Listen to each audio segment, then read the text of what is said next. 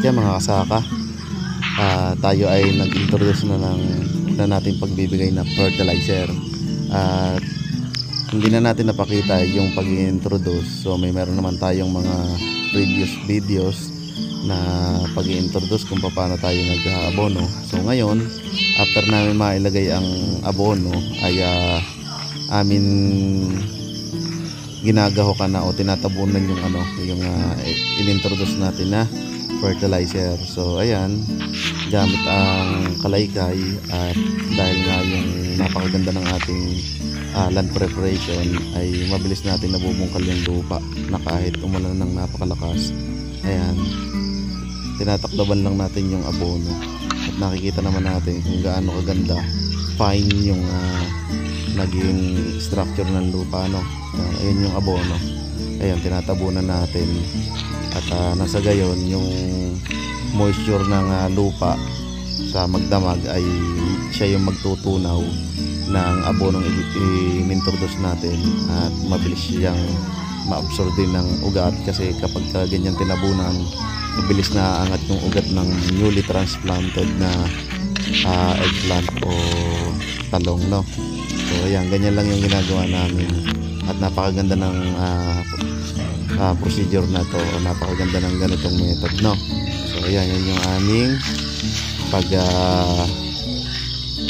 lagay ng fertilizer, agad namin tinatabunan. Ayan, secured na rin siya para mag-less evaporate yung ating inilagay na fertilizer. So bali double purpose yun mga kasaka, bukod sa naggahok ka na ay natakloban pa yung inilagay nating abono. Yun.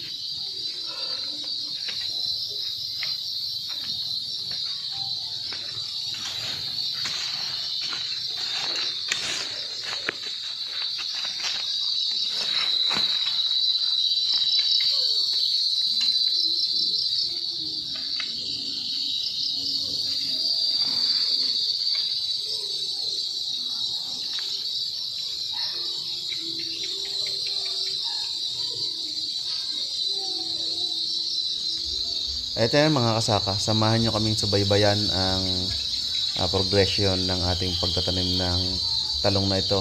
Tingnan natin kung sa mga susunod na araw ay magkakaroon to ng pagbabago, no, dahil nakapag-introduce na nga tayo ng fertilizer, no. At tingnan natin kung samahan nyo kami kung ano magiging result ng ating pagtatanim ng talong na to, no. At yan nga pala ay 4 days after transplanting ay yan na yung kanilang resulta. Buhay na sila. Kaya dapat nga 3 days ay nakapag-apply na tayo ng initial na na fertilization ng ng pataba. Kaya lang dahil nga umulan, yun yung na-delay tayo ng isang araw. At ngayon nga maganda yung sikat ng araw maghapon, kaya naglagay na tayo ng abono. Ang nilagay nga pala namin dyan na abono ay Nitrobor ng Yara. At naglagay na rin nga pala kami dyan ng para sa fungicide o yung tinatawag na Puradan, para na rin sa mga cricket, no, yung pag kinakain kasi ng cricket yung ugat ng talong, para ma-eliminate na rin na yung mga bagong ugat ng talong ay hindi na makain ng cricket, no. Kaya naglagay tayo ng Puradan. At the same time ay yung mga fungus, no. So ayan, malapit na tayong matapos, mga kasaka.